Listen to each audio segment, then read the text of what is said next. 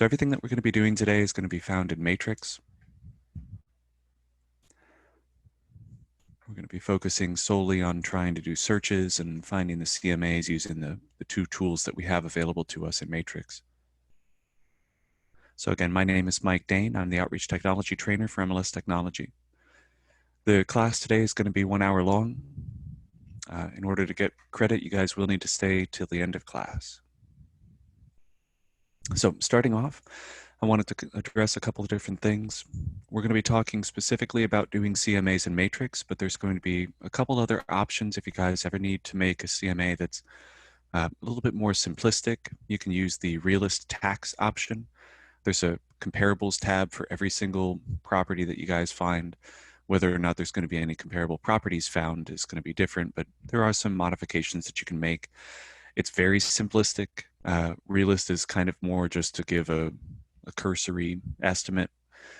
If you guys want something that's a little bit more comprehensive, but not quite as much as what we're going to be covering today, you can use the Realtor Property Resource, or RPR. You have a link for that here on your homepage. You also have the option whenever you guys have done a search.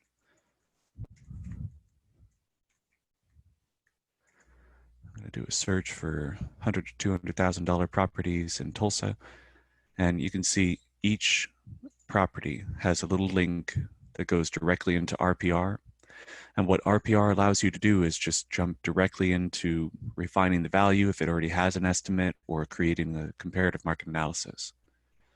And that's actually what we're going to be covering today, but specifically with the tools that are available in Matrix. So a CMA is a comparative market analysis.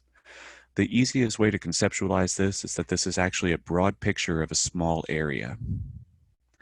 So I wanted to check, and this is where you guys can use those little interaction options down at the bottom of the screen. Hit that raise hand option if you guys have ever created a CMA before.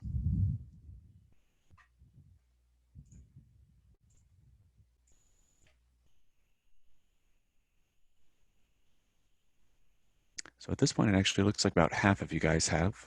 That's good news. Excellent. And I'm going to go ahead and lower your hands. And we're also going to launch a quick poll here, asking if you guys are new to real estate or not.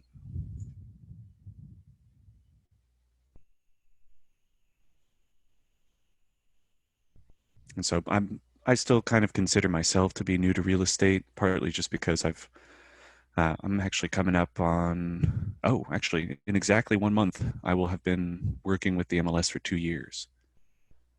It's been a really good experience so far, but the real estate side of things, I'm still feeling a little bit fresh with the systems that we use. Obviously, I'm very familiar with, but man, it seems like there's always some curveball that'll get thrown whenever it comes to the actual business side of real estate. So it's been fun to learn. But I see that as far as what we're looking at is the split here, about half of you guys are not new to real estate. So a few veterans in here. Hopefully you guys will be able to glean something useful from this. And then the other half of you guys, it looks like yes, and relatively. Here, I'll go ahead and share those results with you. So that's cool. Again, most of this class is going to be focusing on trying to refine these things and narrow down our search results. So we're going to be helping both those of you guys who have been around the block a few times, as well as those of you guys who are new to Matrix, new to the system, all that stuff. All right. So when we're actually going to be creating a CMA, there's going to be a few different people that we're going to be able to create these for. There aren't any restrictions on them, but oftentimes you guys are going to be creating CMAs for buyers or sellers. But realistically, you can create these for anyone. So if somebody is just asking to get some more information about a house, using a CMA might be a great way to at least let them know what its true value might be, leveraging both the system to create a comprehensive search that's provided you with comparable properties, and then you can leverage your expertise in the market to give yourselves a better picture of what the price might actually be for a property.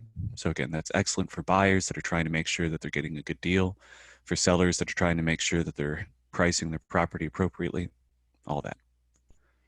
Now, as far as why we need CMAs, again, if we have a buyer who's taking a look at a property and they're not sure if the value is really accurate, you can create a CMA and maybe use that to discuss the price with the listing agent. If you guys are the listing agent for a property, again, getting that price set appropriately is going to prevent you from having a listing that stays in the system for a long time. But oftentimes it might be an easy way to let the seller know that, all right, as much as you love this house, its value according to the market is going to be something dramatically different than what they're maybe initially thinking the house should be valued at. So when it comes to preparing the CMAs, the first thing that we need to discuss is the steps involved. So the very first step, if any of you guys are familiar with this process, you guys can actually post that into the comment section, the little chat section there. What do you guys think is going to be the first step that we need to take when we have somebody asking for a CMA?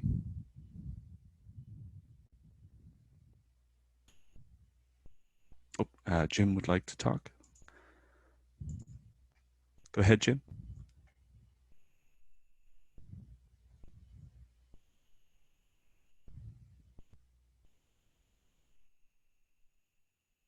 Oh, no worries.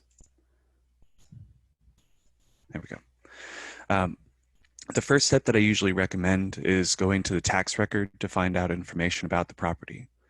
So let's do a real world example. Maybe that might help clarify what direction we need to take. So I'm going to have a listing presentation tonight. Someone got in contact with me and it was a younger woman just trying to reach out to find out about selling the house that she's living in. Now, because it's not entirely clear, she didn't clarify, and I forgot to ask, it might be a good idea for me to double check who the owner of the house is. So the first thing that I would recommend doing in that case, if we're going to be doing a listing presentation for a potential seller, is check the tax record to find out who actually owns the property. Now, in this case, maybe it's still going to be somebody different. So for instance, it's the daughter and she's been living in a house that her parents own. And so that's not going to necessarily mean that we can't go ahead and create the CMA. It just means that when we get to the signing, obviously there's going to be some different people involved at that point. But for now, we can certainly get everything together for the CMA itself. So I've gone to the tax record. I've made sure to verify who it is that owns it.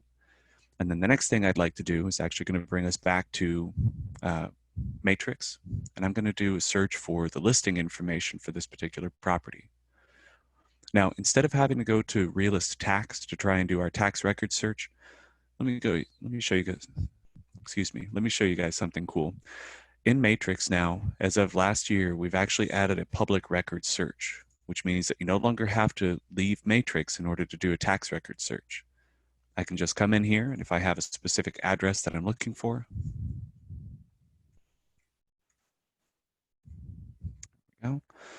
I can put in the information for the property address. I can try and do a search by last name. We even have a tax ID option here. We can even narrow it down by a specific county. Now, in my case, I already have an address that I know. I don't have to clarify the county because there's only one address like it in the system. And I see that I've got one match. So just like the rest of the time when you guys are searching in Matrix, your results, oh, and actually, let me make sure that you guys can see that. Sometimes the Zoom interface will cover that up. There we go. Down here at the bottom left-hand corner, we can see one match. So I've put in an address. I found one property. I'm going to go to my results. And you can see that I have tax information in here, starting off with the tax parcel. I can view the map, and I've got a bunch of other information in here.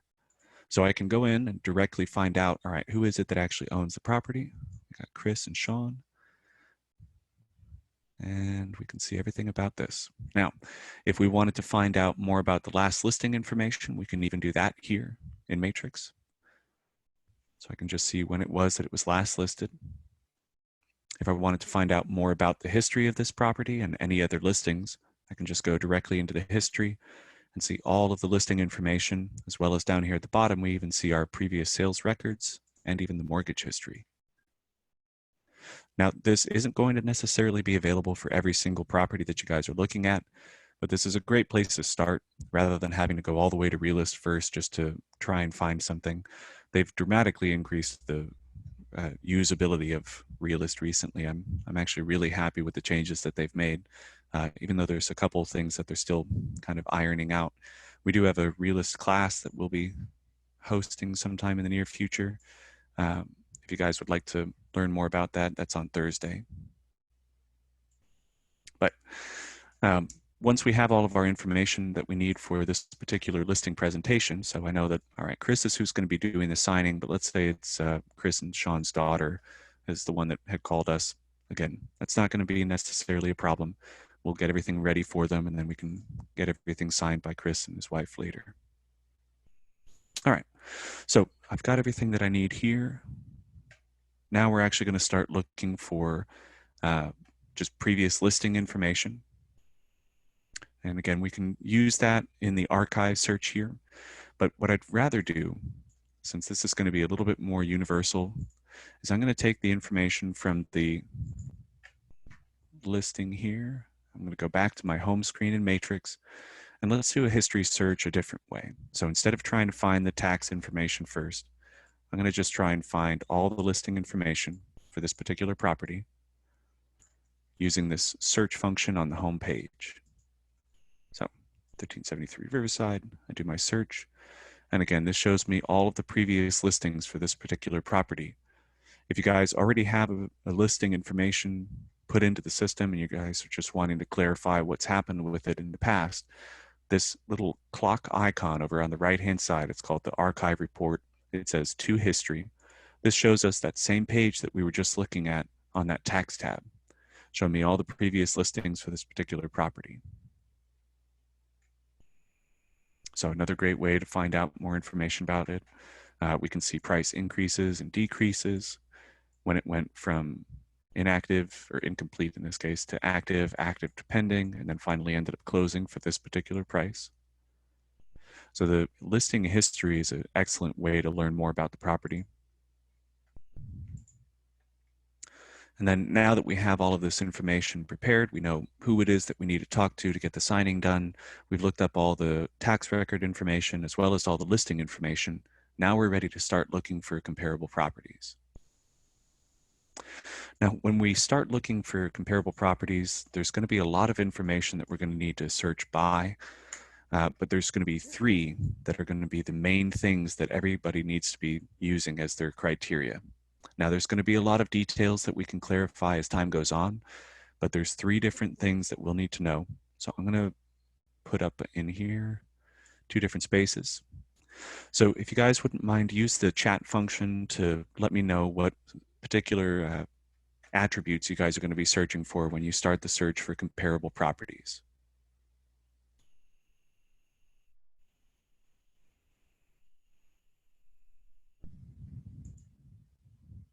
And maybe just to start us off, I'm going to say bedrooms and bathrooms.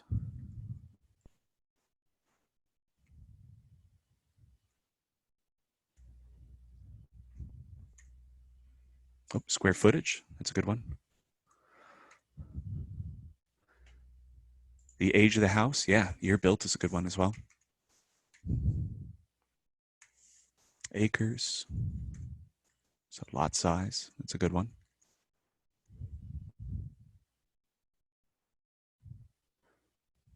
Price, yeah.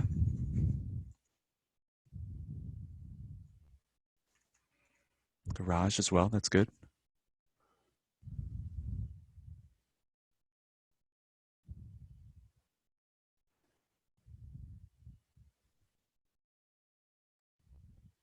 Price per square foot, that's also a good one.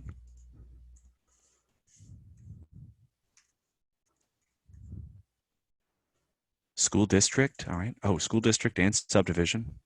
These are good.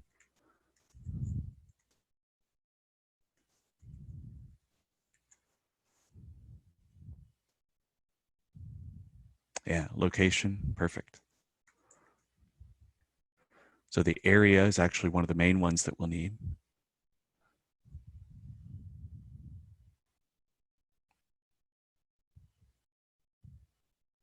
Yeah, and these are excellent so far.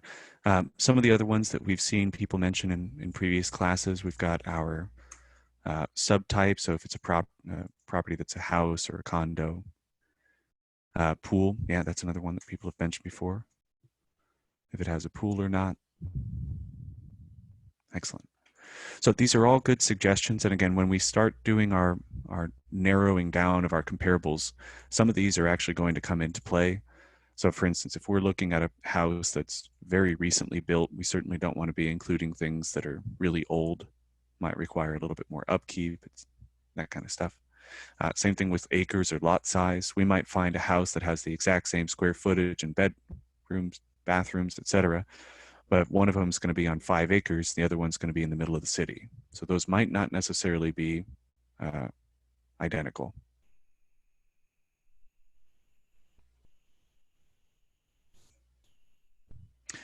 All right. Well, the other things that we are going to need to narrow down by, so our area is going to be one of the first things that we're going to have to do this by. And in fact, actually, if you guys are creating a BPO, one of the things that the lenders might require is actually a very specific measurement of how far away the properties are that you're trying to use as your comparables.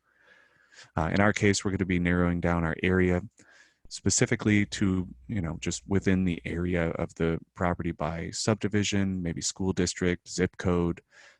There's a couple different ways to narrow that down. We're actually even going to show you guys how to use the map function to narrow it down. But another option that we need to use is going to be our status. And in this case, we're going to be looking for active because we need to know what's on the market. We'll also need to know if things are pending and closed. And then if we do have somebody who's not quite on board with the price that we're working with, what we can include as well is actually going to be expired listings. And part of the reason that is, obviously, if the listing ended up not getting to pending or closed, it just expired out, that might be a pretty good indication that whatever the price was that they set that was not the right price. Now, because we are going to be looking for active, some of these might need to be limited to kind of prevent you from having the market changes start influencing the price that you're working with. So in this case, pending and closed need to be limited down by our time frame. So when it was that it went pending and when it was that it went closed, that kind of stuff. So keeping this in mind, we're going to start doing a search, and I'm going to actually start with a kind of just a hypothetical search. So I've got a property. It's going to be in the Eagle Ridge subdivision in Broken Arrow. And it's 3 bedrooms, 2 bathrooms, and it's a 3-car garage with 1,845 square feet. Now, when I'm starting my search up, I'm going to start with just a basic residential search. So I'm going to go to Quick Residential. And we're going to check the checkboxes over here on the side because, again, what we're looking for is anything that's active, which when you do a quick residential search, it already leaves that on there. We're going to be looking for pending. So I'm going to check the checkbox for that. It adds in a date. We also check the checkbox for closed.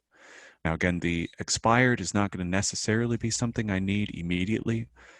This is going to be more for if I have a client who's maybe trying to overprice their property and you want to make sure that they understand the full ramifications of what might happen with that.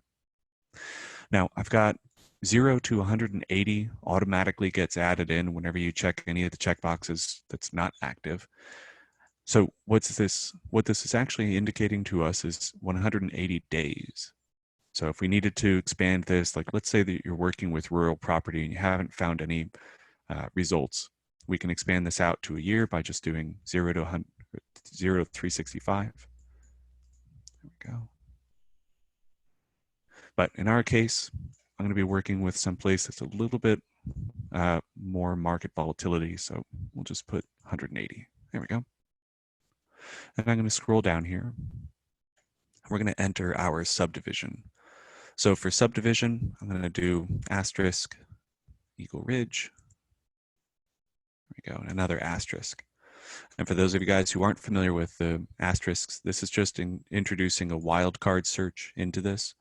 What that means is that if it was the Eagle Ridge, it's not going to worry because I've got an asterisk before. So if it was the Eagle Ridge or anything else preceding that, and then if I put an asterisk at the end, it's also not going to matter what's after it. So it could be edition 1, edition 2, it could be the Eagle Ridge Estates, but the only thing that the search is going to worry about is this phrase has to be somewhere in that subdivision name. Oh, I see somebody joined us. Just so you're aware, if you can certainly continue participating in class. You won't be able to receive the elective CE credit though, but welcome either way. So what I've done again is I've narrowed it down. I've got my subdivision search for Eagle Ridge, and I can see I've got 23 matches down here. Now, before I go to my results and start trying to choose what properties are supposedly comparable, I'm going to actually go to my map first, because I want to make sure that since I've done this search by subdivision, I don't want to accidentally get things from way out of town. So it looks like I've got something that was tagged with Eagle Ridge here and here. Neither of those are correct. Again, when we were looking for our property, we were looking for something Eagle Ridge in Broken Arrow. So I'm going to zoom in a little bit. Looks like we've got a spare down here as well. But it looks like, other than some clumps of stuff here and there, this is actually the collection that we need. So I'm going to zoom in. There we go. So I've got my properties here. These are the ones that I'm needing to track down. Now, just to make sure that I don't end up seeing things from outside the area that I intended to search, again, I can go back to my criteria and clarify a city, Broken Arrow, and that narrows it down to just the 10 matches. And now if we see our map in its entirety, I don't have any spares anymore. So now I've just got the ones that I needed. An alternative route, and actually this might be beneficial for you guys if you're working with an area that doesn't have subdivisions. So if you're out in a rural area and they don't have subdivisions, or the zip code is massive, and so that's not going to help you either, you can use the rectangle tool, the radius tool, polygon tool, any of those map tools to narrow down your search even further. So I'm going to just draw around here. And what that would do is make sure that even if there were properties that were outside this area, the only things that I'm going to be seeing on my results are going to be the ones that are confined to within this box.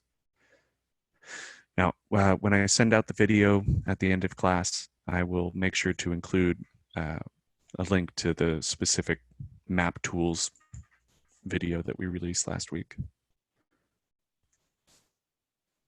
I believe last week. It might have been the week before. It's a great video. But so we've got our results down here. Now, I don't have to worry about seeing information that's not going to match necessarily, because at the moment, again, I've narrowed it down by active, pending, closed within the last 6 months. And I also have it specifically for Eagle Ridge and narrowed down just to Broken Arrow. So I know that the properties that I'm working with are going to be relatively accurate to the subject property that we're working on. So now I'm going to go to my results.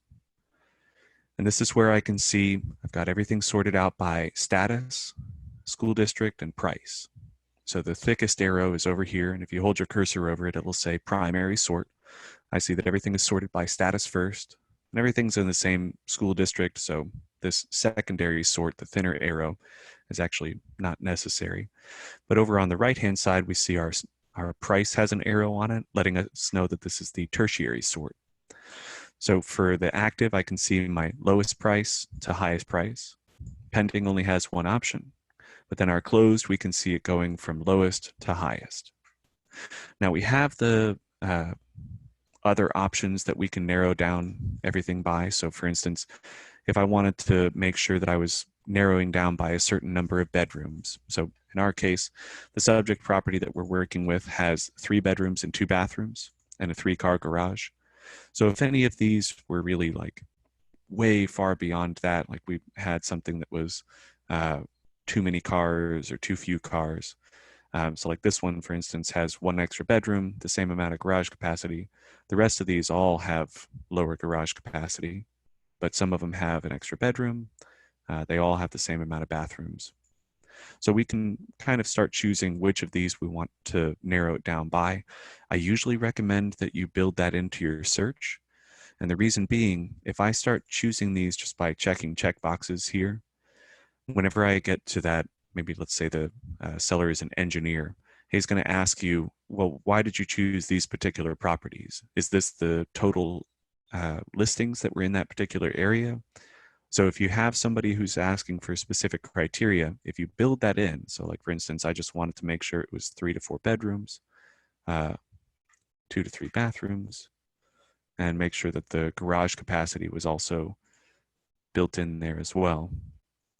We can have all of that built in to the search so that when we see our report and it shows us the criteria that was used, you're not going to have to worry that the client's going to be looking at that and going, well, is this everything? So now I've got it narrowed down a little further. I've got 1 of 9. I'm happy. So now we can start creating a report. So I'm going to check the checkbox that selects all of these, and I'm going to use the quick CMA option.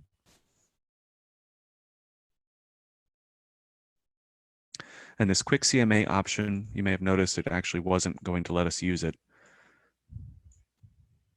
So for instance, right now it's actually allowing us to check it. If I had no checkboxes, I have no report option. So you do have to actually choose some of these or choose all of them in order for you to create a quick CMA. But what the quick CMA does is it actually gives us a PDF. It's just a rapid fire report. It doesn't require a lot of effort. You just do your search, you select your listings, and this is what it produces. So it has everything separated out by active properties. Let me zoom this in a little further. Active properties, pending properties, and closed properties. And up at the top here, we see what our search criteria were. So we can see that we've got residential property type, active, pending, when it was that this was pending, closed, when it was that it was closed. We even have a map segment that's been put in there. So we can see that that's been put in by the latitude and longitude. And then we can see our city is Broken Arrow, subdivision is Eagle Ridge, garage capacity, beds and baths. So again, all of that information is just built into this report. So if you keep your search simple, this area is going to be simple. Now, below that, again, we have everything separated out by its individual statuses. We can see the min, max, average, and median for each of the different types. So we don't have to worry too much about this at the moment. But down here at the very bottom, when I get to the second page, it shows us that we have our quick statistics. This shows us our min, max, average, and median, but it shows it for the list price and then also for the sold price as well. So we can see what the selling price actually ends up being, even if the list price might actually be a little bit higher. So again, all of this information is going to be beneficial. If you guys want to make any changes to the little header that you guys see up at the top here, all of that's going to be found when you guys go to My Matrix and then My Information. And there's a whole tab there for headers and footers. But I've got mine set up just like this. So again, if this is all the information that they need, maybe you're just rattling this off just to make sure that you have something in hand when you go to that listing presentation. That's a great tool. There is a more comprehensive tool that we're going to be talking about in a minute called the CMA Report. But before we get there, I want to show one last thing with this quick CMA option. Now, the quick CMA report is great. Again, it just gives us a lot of information real quickly, but it's not going to be giving everything that somebody might need. So for instance, I'm a very visual person. I need to see things in order for them to make sense to me. So it might be beneficial for me to remember, oh, okay, we went to a showing for this particular property. I remember seeing that. So when I go here to look at this, I might not remember the exact address, but it might help me if I can see the photo that was from that listing. So I'm going to go to the print option. So instead of using quick CMA, the button, I'm going to go to the print option, and I've got a quick CMA report down here. And I'm going to hold down Control, or if you guys are on a Mac, it's the Command key. Hold down Control or Command and select that second option. And now I just hit Print PDF, and it produces that same report that we just saw. But this time what it's going to do is it's actually going to show me a little 3-up comparison of each of the properties at the bottom of the page. So again, same thing that we saw a moment ago. If I scroll down, second page is going to be the quick statistics. It just spilled over. And then the next pages after that are all going to be the 3-up comparisons. And if there's a photo for the property, I can see that photo up at the top. Oh, that's right. I remember when we went to take a look at this showing. So that was, looks like here's all the information about it, when it was built, square footage, all that. So it's really helpful. Again, I appreciate this kind of information, this level of information, just because I don't remember addresses as well as I remember the the look of the property. So again, all of that was found when we went to our print option. So we have the quick CMA button that just quickly grabs a PDF for us. And we've got the print button, which allows us to dive directly into the quick CMA, and we can select multiple other elements to feed over to the client if need be. Now, one of the things that we see on those reports whenever we print those off or create the quick CMA, just clicking the button to do that report, what'll end up happening is it's going to produce the just effectively a single line option. And over on the right-hand side, we'll see the DOM and CDOM. So before we get too far into the rest of this stuff, I wanted to at least point these out. The DOM is going to be the days on market. That's going to be the days on market for this particular listing. And the CDOM is going to be the cumulative days on market. So as an example, we've got this property down here. This shows us that we had a property that was on the market for 15 days for this particular listing, but we can see that it was actually on the market for about 2/3 of a year, almost half a year. So if you end up having somebody that's curious why there's two separate numbers, you can just let them know why it is that we had those separated. And as you guys probably were very excited to hear earlier this year, we've actually set it up so that the residential properties can now be entered for a full year before they require a new listing to be entered for them. We're no longer going to force you to remember that it needs to have the full or the disclosures updated. Everything is going to be entered in just 1 year at a time, whether it's residential, commercial, or vacant. All right, excellent. So let's move on now. We're going to actually do, this was all just kind of a hypothetical example. Let's actually try a more practical search this time. So this time what I'm going to be doing is I'm going to be searching for the Turtle Creek subdivision.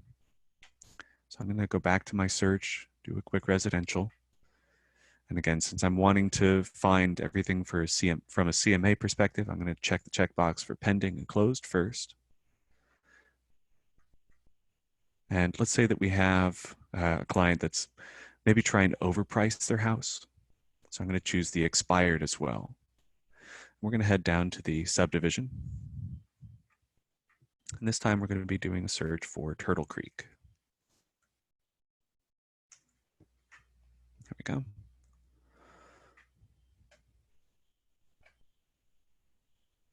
Excellent. All right, so we've got everything narrowed down. Again, it's doing a search for active, pending, closed, and expired in Turtle Creek. Again, the first thing I want to make sure is go to my map, make sure that we have just the correct area selected. Now, this time I'm going to not be able to choose it by broken arrow because we see we have another clump of Turtle Creek that's in another area. The area that I'm working with, though, is actually these guys over here. So this is the area that I want to work with. This time, instead of doing the rectangle tool, I'm just going to do a radius and have that radiate from the center there. There we go. And if I need to move this, you can grab that little red dot and move it around. You can grab the edges and make it smaller or bigger. Because it looks like this is this particular area, I can just move that to be centered on there. As a reminder, if you guys do have a particular shape that you've added that you don't want, they've changed it. It doesn't look as much like an eraser as I liked the old one did, but you can hit that clear all shapes and it gets rid of it. You can also have the freehand polygon tool, which I'm going to use. There we go. Perfect. So that got rid of all of the extraneous listings that we saw that were a little bit further away. So I'm going to go to my results. And I've got a lot of pending, closed, it looks like one expired. And we can point this out to the client. Maybe it has fewer bedrooms, less garage capacity, and it was going to sell for a little bit less. So that kind of information is on there.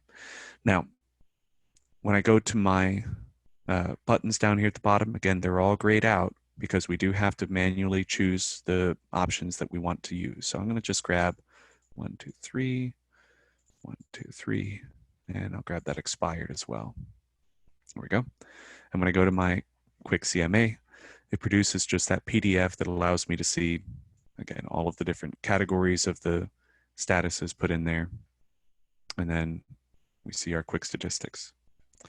So the reason why we included the expired on this one again was just to ensure that the client understands, all right, this may be expired because of this price. Maybe the price was too much. Doesn't look like this one. Oh, actually, you know what? It doesn't look like it's as good a deal. We can see our price per square foot is a little bit higher than these that are pending or even the ones that sold in the area. So that might actually be good information for your client. All right. So, and again, if you're wanting to produce the one that has a 3-up comparison, we go back to the print function, choose this one, 3-up comparison, print to PDF. Nice and easy. But this time what we're going to do is I'm actually going to show you guys how to produce the CMA report. And down at the very bottom of the screen, instead of using the print or the quick CMA, I'm actually going to click on the CMA button. This is going to produce a little bit more comprehensive report. Now, what this looks like when we get into this is it's actually just a wizard. So the same way that a lot of the kind of tabbed information works, especially for those of you guys who have entered your own listings, this section up at the top here looks kind of familiar. It's giving us a workflow of where we need to go next. So I'm going to go to my select contact name. That's the first thing we have to do. We have to tag this to a specific contact that we have within Matrix. So I have a bunch of people that are already put in here. If you don't have contacts already built into the Matrix, you can just do that create a new contact button. And I'm just going to say,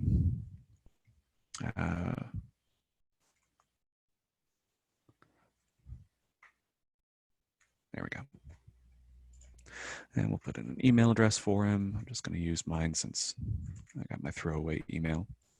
There we go. And that's it. That's all you actually have to put in for any of your clients if you're creating a contact in Matrix. Now, there are other options, like we can say that this is a seller. We can put in a phone number, a cell phone number, and there's even a button down here at the bottom that says show all fields, which allows us to put in a lot more information.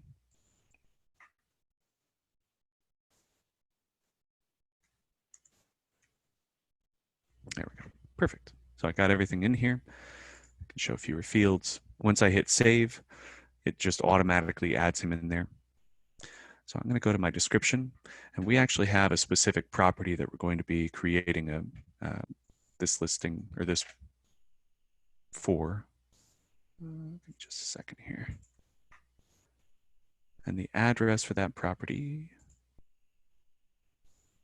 There we go. All right. So he lives in that area. I'm going to just put in his address here for the description. You can put in whatever you would like for your description. Again, this is more just going to show up on that first page for the client. And speaking of pages, that's our next step. So I'm going to go to pages. And in this case, I'm actually going to clear all the defaults that I have at the moment because I want to address just what pages are going to be available. Now, if you notice, I don't have any pages and I no longer have any tabs up here at the top. When you guys first get in here, if you have not set up any default pages, this will all be blank. It's going to walk you through one step at a time. Now, we need to choose which pages we're going to include in this particular report. So I'm going to expand each of these sections out by clicking the little plus icon to the left of the name. There we go. And also there's a map. Perfect. Now, we have a photo. It's attached to a previous listing for this particular property. I didn't feel like taking a new photo for this particular listing agreement, so I'm just going to choose with a photo and let the previous listing photo be the main. Now we do have a summary list. This is going to be in direct relation to our subject and then any adjustments that we need to make. Instead of choosing each of these individually, I can actually just click on this header and it'll dump everything that's under that into there for me. So for instance, I want to do the same thing for comparables. It looks like all of these are pretty good. Maybe I'll get rid of that pro report, but I'm going to click on comparables and notice it dumps all of those particular pages in here for me. Now, there is one page that I don't want to show. So I'm going to select that page. And now I've got a couple options over here on the right. I can adjust what order it's in by clicking the up and down. But instead, what I'm going to do is I'm just going to hit the X, and that gets rid of it. Now, I'm going to contract these sections here, I wanted to point out a couple things with the static information. So a lot of the rest of this stuff, the cover, the subject, the comparables, and even the map section, all of these are going to be allowing me to see information that I'm going to be manually putting in. The static information that we see here is actually going to be just generic boilerplate text. I'm going to include a couple of these pages because when we produce our final report, I want to show you what they look like, but it might be a good idea to go through the process of creating a report in the future and then find out which of these pages you would like, or just completely skip this section in its entirety. So I'm going to grab this My Guarantee to You because I want to know what the boilerplate text for this says, if it's something that I actually agree with, if I can, choose to send this information out, etc. And I'm also going to choose this pitfalls of overpricing because, again, I'm working with a client who may have overestimated the value of their property. And then down here at the bottom, I'm going to just click the map section. It gives me that one page. I've got CMA map, and I'm actually going to move that a little bit further up so that I can see that directly under my summary list. And we'll see what that map looks like when we get to that section up top here. All right, so I've got some information in here. I would suggest, again, go through this process of creating a report, the CMA report, and find out which pages you like, which are beneficial, which include information you want. And then down here at the bottom, there's a button that says Set as Default. And what this allows us to do is make sure that anytime I come back and start a new CMA, I'll always have this particular set of pages as my default. Now, there's also an option down here to upload any custom pages. So for instance, if you guys had a custom design page that your company wants you to include whenever you're sending out reports, etc., you can just upload those. And when you hit this Set as Default option, the cool thing is that it'll remember what pages you have that are custom, and it'll keep those uploaded pages included on any of the reports that you create in the future. All right, so we've got everything in here. If I needed to just clear this off and just start from blank, I can just hit that clear button. And if I have any defaults, I can always hit restore and it puts it back. But we're going to move on now to the subject property. So I'm going to click subject. And what this asks us to do is either fill in all of the fields manually. So for instance, if you guys have a property that had never been listed in the system before, you're going to have to go through the process of adding all that information by hand. We also have the option to search for the property. So maybe you didn't go through the process at first of trying to find any of the previous history for this property. So you might not have that in hand, or maybe there wasn't any. You can always go back and do one more search if need be using this search for a cross property list to autofill. But in our case, I've actually got the listing number in hand. So I'm going to go ahead and use the previous listing. Just enter that in there and then hit fill. Now, if we were starting with blank information, you guys will actually see that it'll be just completely empty over here. But in our case, since the listing information was filled out already, we can see that we've got the address put in, we've got our details about the property, all of its features. If we needed to make any modifications to this, like they've added a half bath somewhere along the way, we can put that in there. Then we also see when it was that we previously had it listed. If this is irrelevant information, I can clear that out. So again, all of this is just malleable. You can make changes to it as need be. Clear out that listing number since we don't need that. We're going to be going through all of that today. There we go. All right, so under our remarks, we see that we have the public remarks from the previous listing. Now it's no longer new construction since it's a few years old by now. And we're going to make this present tense. Perfect. And we'll clear this text out too. Excellent. And of course, again, if I just wanted to completely eradicate this information and type in my own text, I can. Now, the last thing that we need to make sure of before we move on to any of these other pages is we need to make sure that it's mapped correctly. So I'm going to go to the locate button. And if I have a property that maybe I need to manually change, I can put in the address on here and see if it'll locate it. So it looks like it actually was mapped incorrectly. So I've got the correct mapped location. I can even select the particular parcel and make sure 25451, perfect. All right, this is the right area. And I'm happy with where my pin is located. If you're dealing with vacant land or property that maybe doesn't have the 911 address updated correctly yet, so especially if you're dealing with rural areas, you may need to actually move these pins manually. And it's relatively easy to do. So for instance, if I was working with property and it was out here in the boonies and I needed to drop my pin right here, there's a place new pin option. And I just, click on this. And then it puts my little reticle cursor and I can drop that there. And then move it around as need be. So for instance, if it was actually this house is the exact house, we can do that. But a lot of the time, you can just use that locate button. It'll drop the pin where it needs to be, and I can hit done. So once I've got this all set up, my subject is correct. I've got the photo in here. If I needed to add a new photo, I can upload a photo for myself. This one's a really small old photo from that particular listing. I'm going to go over here to cover next. And cover's really simple. This just asks us for more information about the client. If it's already been filled out on the contact card for this client, it should appear here by default. And then down at the bottom left, I've got my agent information. You can edit that information. This actually brings us to the My Information tab under My Matrix. And then we also have the option to override my information for this particular CMA. This is a great choice if you maybe don't want to give out, like if you have your cell phone number added to the MLS information, but you don't necessarily want everyone to have that when you're sending out your CMAs, you can always manually change that so that if you have somebody that you're not quite sure of yet, you're not comfortable giving them all of your personal information quite yet, you can go through the process of just editing it, put in your office phone number instead, and you're good to go. All right, so now let's move on to our comparables tab. Now, thankfully, we had already done a search and found all of the comparable properties that we were hoping for.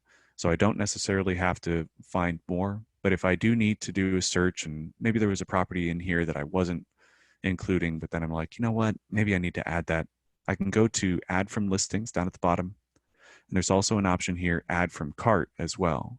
So for instance, if you had gone through and found a bunch of listings just around the area, having to kind of get results from several different search functions, you can add those into a cart and then just go add from cart. You find which particular cart it is that you're wanting to add them from, and you're good to go. Now, in my case, I'm going to just do this add from listings. This is just going to be a search function.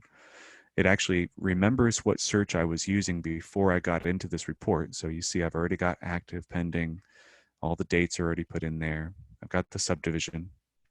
And when I go to my results, I can see all of those properties that we were looking at before, minus the ones that I've already found.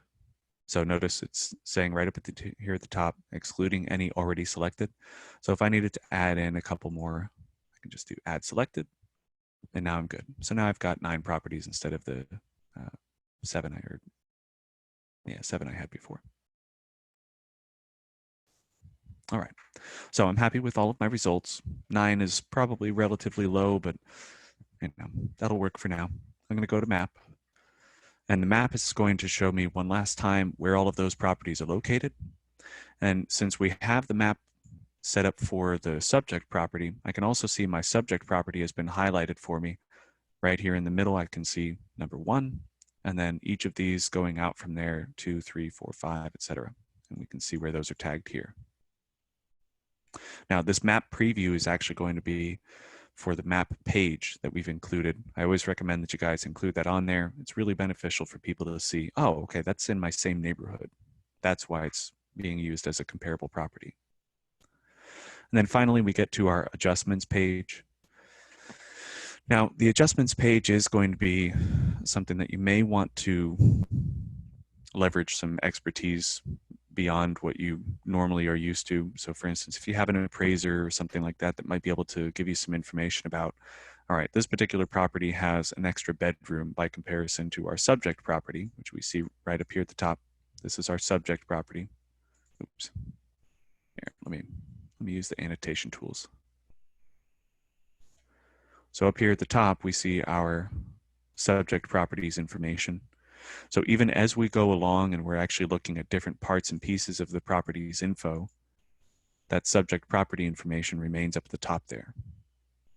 Now, this is actually one of the things that RPR does really well, is if you end up putting in a specific number of bedrooms or bathrooms, etc., it'll have the current market value estimate for each of those individual elements.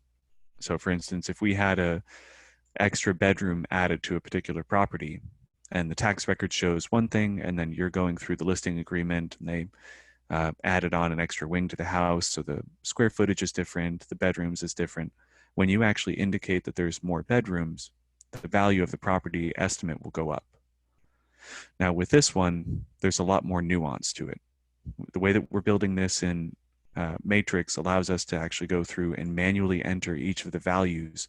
So if we actually think that we know what the value is of the extra bedroom here, I can actually say, all right, in order for this particular property to have an accurate price estimate, because of the fact that it has an extra bedroom, I'm going to say it's $10,000 that needs to be removed from its price in order to level it off to the relative value of the property that we're working with.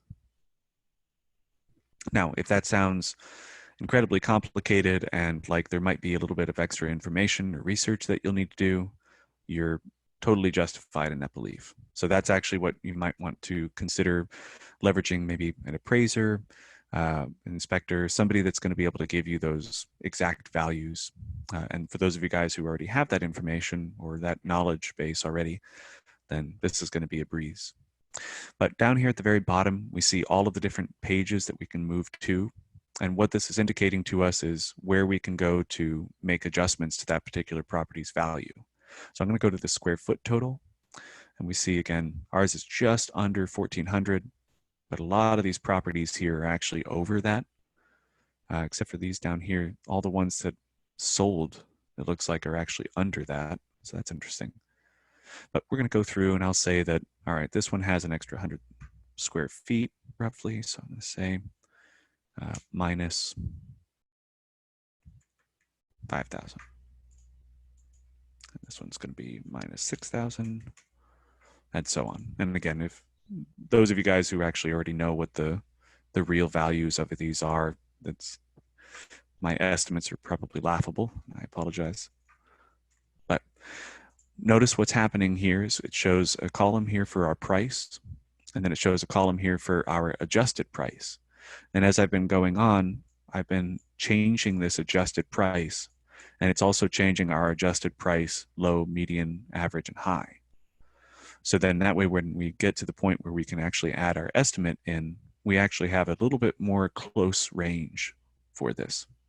And again, that's the whole reason why they provide you space for this to do this, is to make sure that if there is actually a value difference for any of these, you can actually see that already built into the low, median, average, and high. So this one might need a little bit more. So we're going to say $700. There we go. And again, the range that it's working with is actually narrowing down as we're doing this. Notice our regular price is showing 143 is the lowest, and our regular price is 180. But because of the adjustments that I've been making, our range, so our median and our average, are actually narrowing in on a specific location. So we can actually get our numbers to be adjusted enough that when we get to this pricing page, all I have to do is just take a look at our low, median, and average with our adjustments, and I can give a pretty accurate range when I finally reach this page. So again, that adjustments page, you don't have to fill that out at all. If you guys aren't comfortable with it, or if you're not sure what the exact values are for square footage or bedrooms, bathrooms, etc., you don't have to worry about filling that out at all. So you can just leave it with the regular information that's showing up here. And my range that I'm going to be giving the client is actually going to be a relatively obvious range to begin with. So I don't have to worry about that. I'm going to go down to my suggested price. There's a couple things to mention with this section down here. Our suggested price area only has 250 characters allowed. The idea here is that you just write something short. In fact, it actually shows us a little preview of what might be a good idea to enter there. Listing price suggestion. And I'm going to say 150 to, there we go. And of course, maybe within $2,000 is going to get some kickback, so I can always maybe adjust that a little higher. There we go.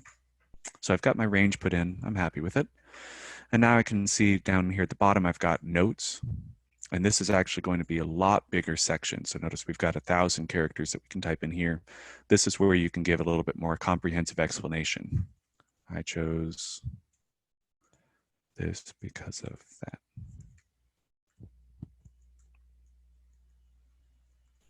Yeah, so lots of text can be put in there.